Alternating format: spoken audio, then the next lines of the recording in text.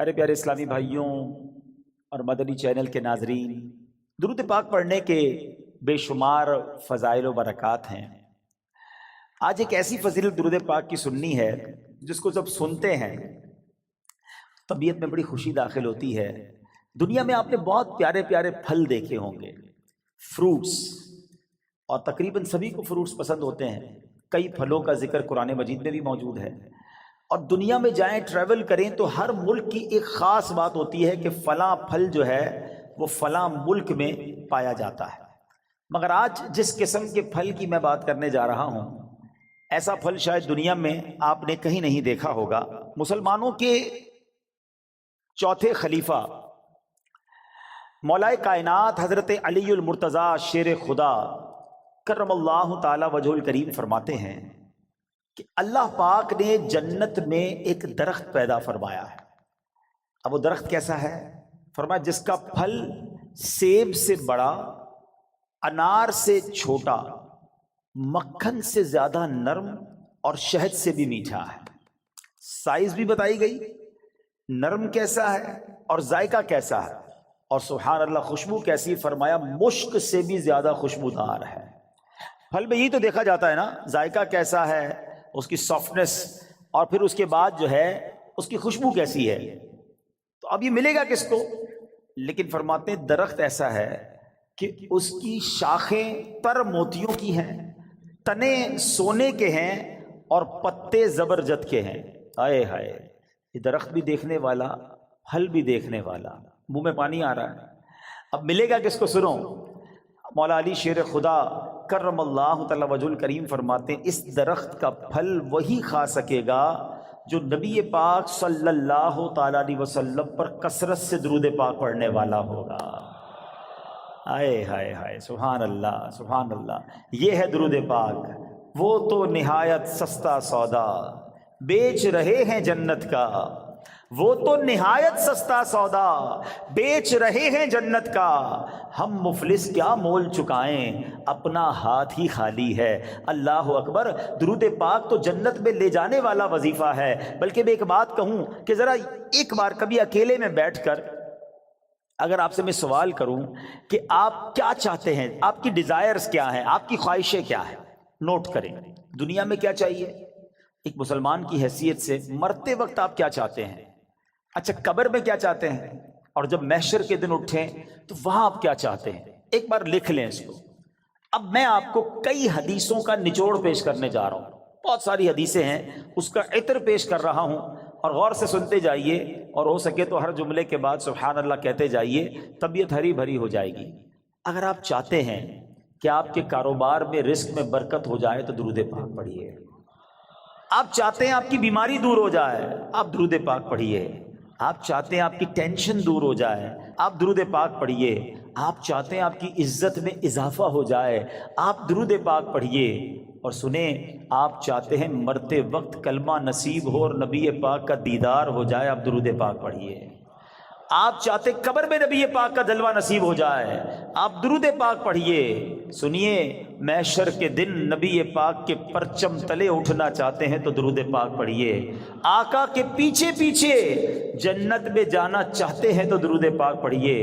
اور سنو سنو، نبی پاک کا دیدار کرنا چاہتے ہیں تو درود پاک پڑھیے۔ مدینے جانا چاہتے ہیں اور بار بار جانا چاہتے ہیں تب بھی درود پاک پڑھیے۔ اب مجھے بتاؤ، کچھ رہ گیا ہے؟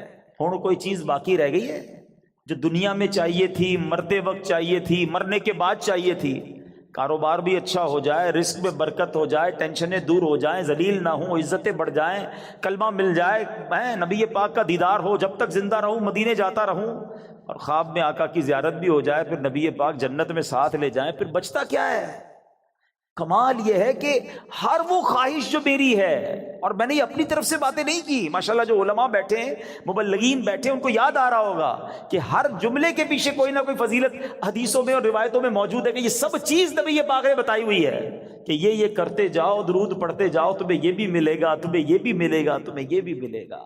جبھی تو شاعر نے کہا نا، ہر درد کی دوا ہے صلی علی Muhammad, whatever calamity you have, whatever problem, کوئی مسئلہ ہے نا، بتا تو رہا ہوں کہ ہر درد کی دوا ہے صلی علی محمد، تعویذ ہر بلا ہے صلی علی محمد صلی اللہ علیہ وسلم۔ یعنی ہوا یہ، اس کا نچوڑ یہ، نتیجہ یہ نکلا کہ اگر ہم درود پاک پڑھنے والے بن جائیں اور کثرت سے پڑھنے والے بن جائیں تو پھر مشکل نہیں رہنی ہے انشاءاللہ۔ تو آئیے میں بھی نیت کروں اور آپ بھی نیت کریں۔ بعض اوقات آپ دکان پہ بیٹھے ہوتے ہیں، کاروبار پہ بیٹھے ہوتے ہیں، کوئی کام نہیں ہوتا۔ ہمارا پرابلم ہم یہ ہو گیا ہے، جب کوئی کام نہیں ہے تو ہمارے ہاتھ پہ موبائل آ جاتا ہے، اور وہ موبائل اتنا بیزی کر دیتا ہے کہ پتہ ہی نہیں چلتا کہ آدھا گھنٹہ نکل گیا، گھنٹہ نکل گیا، 2 گھنٹے نکل گئے۔ اللہ کرے یہ مائنڈ سیٹ بن جائے کہ یہ وقت بہت قیمتی ہے۔ اگر فارغ بیٹھا ہوں دکان پہ تو میری تسبیح بار آنی چاہیے، موبائل کی جگہ تسبیح بار آنی چاہیے کہ چلو یار 313 بار درود پاک پڑھ لیتا ہوں، 100 بار کلمہ پاک پڑھ لیتا ہوں۔ اچھا موبائل اٹھانا ہی ہے تو یار کوئی کام نہیں تو 10 منٹ میں 12 منٹ میں سورہ یاسین نہ پڑھ، ایک سورہ یاسین پڑھوں گا 10 قرآن کا ثواب مل جائے گا۔ اب سوچیں، کاروباری ہو نا تو بنو نا کاروباری کہ تھوڑی دیر میں کیا کیا کما سکتا ہوں، کتنی فضیلتیں کما سکتا ہوں۔ تو اللہ کرے اپنے وقت کا صحیح استعمال کرنے والے ہم بن جائیں اور میری اور آپ کی زبان ذکر و درود سے تر رہنے لگے۔ اچھا اس کا بینیفٹ یہ بھی ہوگا، آخرت میں تو اجر ملے گا، اللہ کی رحمت سے کاروبار پر بھی برکتیں نازل ہونا شروع ہو جائیں گی۔ واقعہ ہے ایک شرابی کا، اور اس شرابی کی زندگی میں ایک ایسا ٹرننگ پوائنٹ آیا جس نے اس کی زندگی کو بدل کر رکھ دیا اور کہاں پہنچا دیا۔ بہت امیزنگ سٹوری ہے۔ ماجرا یہ تھا کہ وہ شرابی شراب کے نشے میں دھت کہیں جا رہا تھا، راستے میں ایک کاغذ پر نظر پڑی۔ ماشاءاللہ یہاں قرآن پڑھنے والے، پڑھانے والے، اپنی دکانوں پر بھی ماشاءاللہ مدرسہ لگانے والے موجود ہیں۔ تو آج قرآن پاک کی صرف ایک آیت کی فضیلت کی میں نے بات کرنی ہے۔ پورے قرآن کی شان تو نرالی ہے، ایک آیت میں کیا کچھ ہے اس سے اندازہ ہوگا کہ پھر رب کے کلام میں کتنی عظمتیں ہیں۔ تو وہ جو شراب کے نشے میں دھت جا رہے تھے، انہوں نے دیکھا کہ ایک کاغذ کا ٹکڑا پڑا ہے اور اس پر بسم اللہ الرحمن الرحیم لکھا ہوا ہے۔ اب اس کو خیال آیا کہ میرے رب کا نام زمین پر، ادب کا خیال آیا، عزت کا خیال آیا کہ یہ نہیں ہونا چاہیے۔ حالانکہ وہ غلط کام کر رہے تھے، شراب میں تھے، مگر عطر خریدا، اس کاغذ کے ٹکڑے کو صاف کیا، اسے عطر لگایا اور بلند جگہ پر رکھا۔ اس کے بعد وہ اپنے کام میں مگن ہو گئے۔ اسی رات ایک بزرگ کو خواب میں زیارت ہوئی کہ جاؤ میرے اس بندے کو جا کر کہو کہ تم نے میرے نام کو پاک اور صاف جگہ پر رکھا، بلند جگہ پر رکھا، ہم تمہارے نام کو بھی بلند کریں گے۔ اب بزرگ اس بندے کو جانتے تھے کہ وہ تو شرابی ہے، شرابی کے لیے یہ پیغام کیسے ہو سکتا ہے؟ تو کہتے لگتا ہے خواب میں کوئی غلط فہمی ہوئی، دوبارہ سو گئے، دوبارہ سوئے تو پھر دوسری بار یہی پیغام، پھر سوچا نہیں اس بندے کے لیے پیغام نہیں ہو سکتا، تیسری بار خواب میں یہی پیغام دیا گیا۔ اب وہ بزرگ تلاش کرنے نکلے کہ وہ کدھر ہے شراب پینے والا۔ ڈھونڈتے ڈھونڈتے جب پتہ چلا تو پتہ چلا اس وقت بھی وہ شراب کی محفل میں ہی بیٹھے ہوئے تھے۔ آواز دی کہ باہر آئیے، وہ تو شراب کے نشے میں مست، تو کسی کو بھیجا کہ جاؤ کہو تمہارے لیے پیغام آیا ہے۔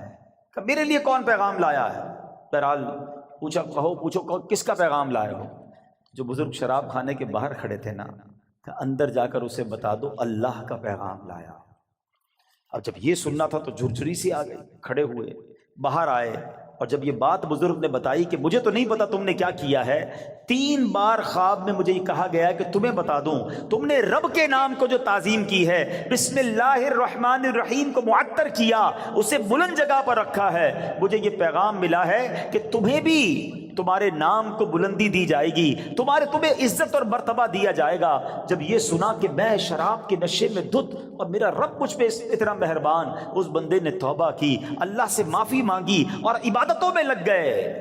اے میرے پیارے اسلامی بھائیوں، یہ انقلاب جو شراب کے نشے میں دھت شخصیت کو اللہ کا ولی بنا گیا، یہ کون تھے؟ یہ کوئی اور نہیں، حضرت بشر حافی رحمت اللہ تعالی علیہ تھے۔ یہ زمانے کے ولی بنے، حافی کہتے ہیں ننگے پیر رہنے والے کو۔ آپ معرفت الہی اور اللہ کی یاد میں اتنے گم رہنے لگے کہ آپ چپل ہی نہیں پہنتے تھے، اور کتابوں میں لکھا کہ جب تک حضرت بشر حافی اس شہر میں رہے کوئی بھی چوپایا جو ہے نا راستے میں گندگی نہیں کرتا تھا، اس ادب کے ساتھ کہ کہیں بشر حافی کے پیر گندے نہ ہو جائیں۔ تو کتابوں میں آتا ہے کہ ایک بار کسی نے دیکھا کہ چوپائے نے گندگی کر دی ہے تو اس کے مالک نے سمجھ لیا کہ ہو نہ ہو بشر حافی کا انتقال ہو گیا ہے، اور جب معلوم کیا گیا تو ایسا ہی تھا کہ جب وہ زمانے سے وہ دنیا سے چلے گئے پھر چوپایوں نے راستے کے اندر گندگی کرنا شروع کی۔ یعنی جو اللہ کا ادب کرتا ہے، اللہ کے نام کی تعظیم کرتا ہے، اللہ کی مخلوق جو ہے وہ اس کی تعظیم کرنے لگ جاتی ہے۔ سبحان اللہ۔ تو اے میرے پیارے اسلامی بھائیوں، ادب جو ہے نا وہ بڑی کمال کی شے ہے۔ داتا حضور کی کشف المحجوب پڑھیں تو اس شاندار انداز سے آپ ادب کا درس دیتے ہیں، اور یاد رکھیے اسلام میں ادب کا جو ہے نا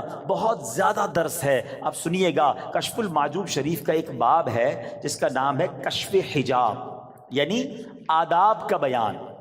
اس باب میں داتا گنج بخش علی حجویری رحمۃ اللہ تعالی علیہ نے بنیادی طور پر 3 چیزیں ذکر فرمائی۔ نمبر 1 ادب کسے کہتے ہیں، نمبر 2 ادب کی قسمیں کتنی ہیں، اس کی کیٹیگریز کیا کیا ہیں، اور نمبر 3 مختلف آداب زندگی اس میں بیان کیے گئے۔ اور سبحان اللہ، داتا گنج بخش جو ہے ادب کی اہمیت بیان کرتے ہوئے فرماتے ہیں کہ ہر شخص کے لیے اس کے مقام کے مطابق علیحدہ آداب ہیں۔ مروت، سنت اور عزت کی حفاظت ادب ہی کے ذریعے ہوتی ہے۔ اور پھر آپ نے قرآن پاک کی آیت جو ہمیں درس دیتی ہے، آپ نے وہاں پر تحریر فرمائی۔ سبحان اللہ، اللہ قرآن میں کیا فرماتا ہے، یا ایھا الذین آمنوا قوا انفسکم واہلیکم نارا وقودها الناس والحجارہ۔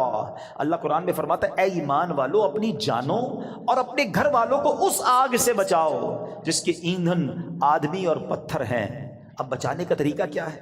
صحابی رسول سلطان المفسرین حضرت عبداللہ ابن عباس رضی اللہ تعالیٰ عنہ اس آیت کریمہ کی تفسیر میں فرماتے ہیں، ای فقہوہم وادبوہم، یعنی اے ایمان والو تم پر لازم ہے کہ خود کو بھی اور اپنے اہل خانہ یعنی اپنی فیملی کو بھی جہنم کی آگ سے بچاؤ۔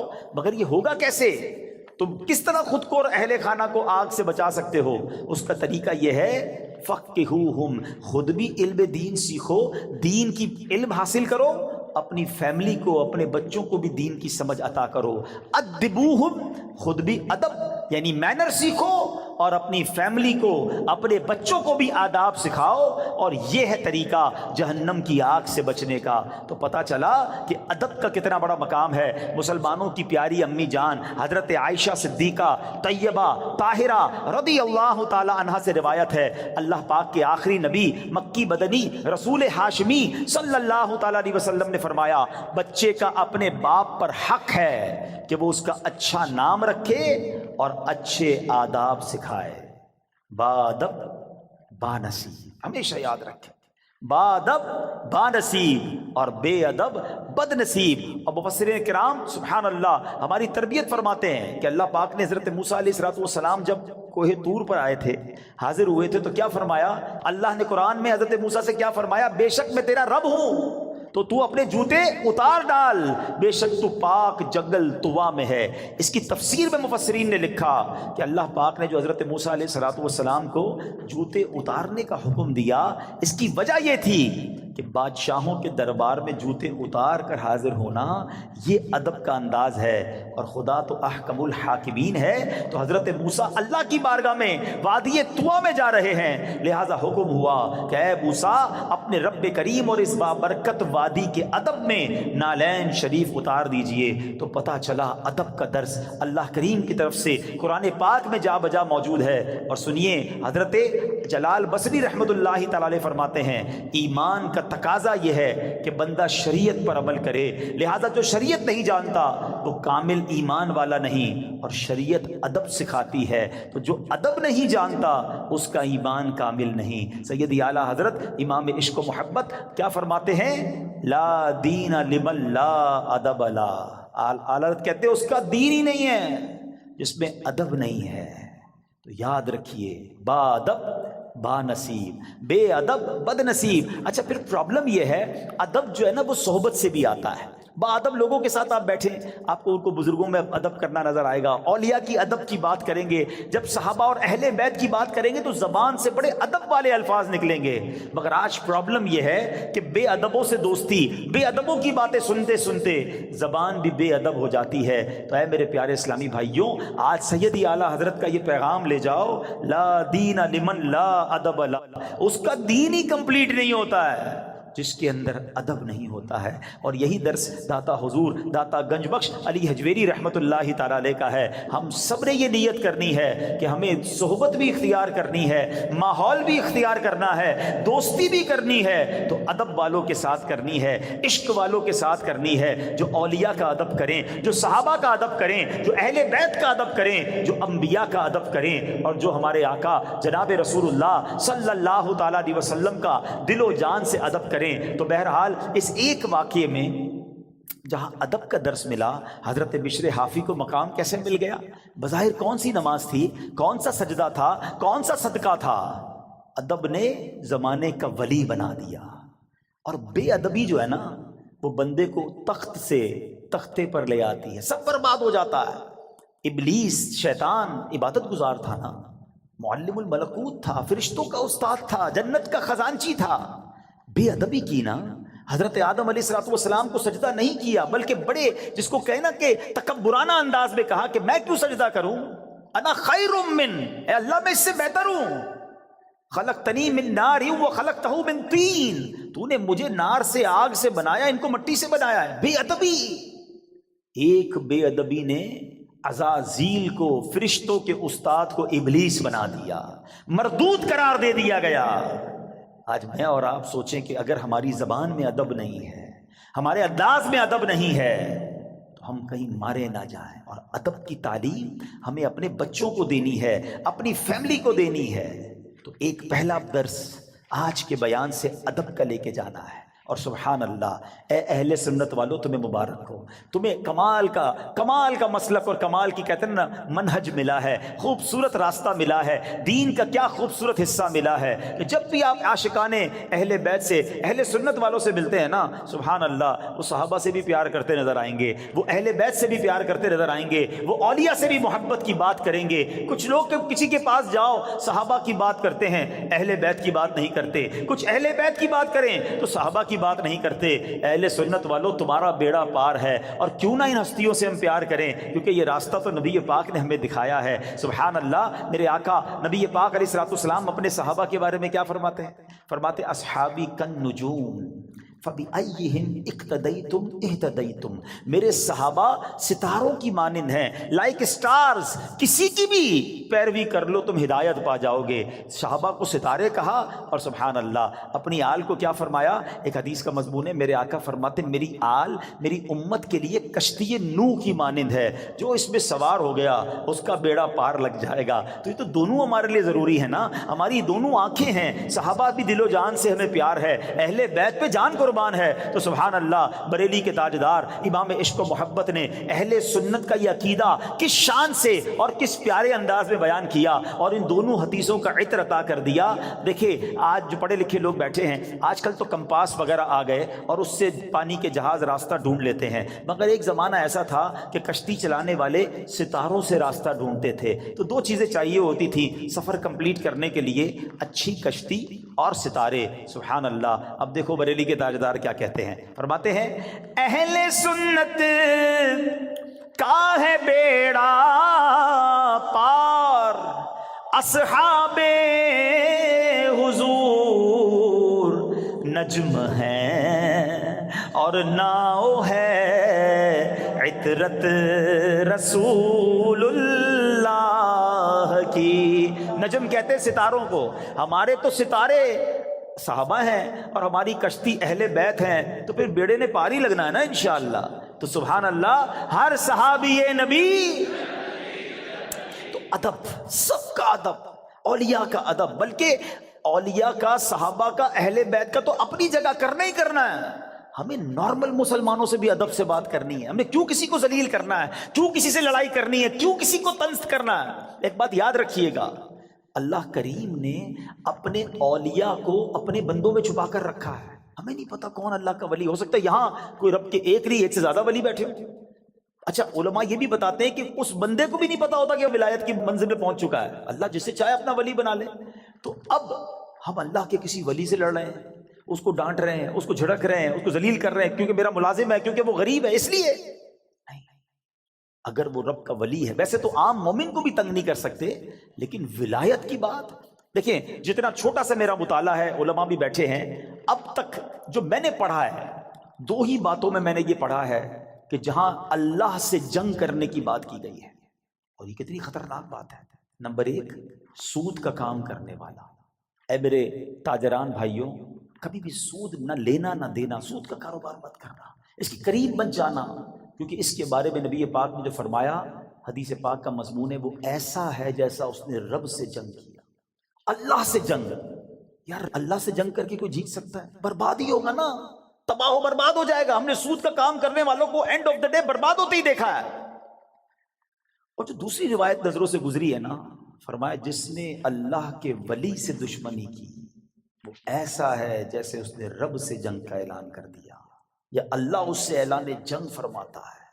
اب سوچ لو, اگر کسی ولی سے ہی دشمنی ہو گئی, اللہ کے کسی بندے سے دشمنی لے کے بیٹھے ہیں, لڑائی کر رہے ہیں, تنگ کر رہے ہیں, اور کیا پتا وہ اللہ کی بارگاہ میں کیا مرتبہ رکھتا. ادب, پیار, محبت, درگزر. کوئی غریب بھی ہے تو ہمیں نہیں پتا اللہ کی بارگاہ میں اس کا کیا مرتبہ ہے. بلکہ احادیث میں تو یہ مضمون نبی پاک نے سمجھے صراحت کر دی اور ڈیفائن کر دیا, کہ جس کا مضمون یہ کہ کچھ لوگ ایسے ہوتے ہیں جن کے بال بکھرے ہوتے ہیں, پرا گندا بال, میلے کچیلے کپڑے, محفل میں کوئی انہیں بلاتا نہیں,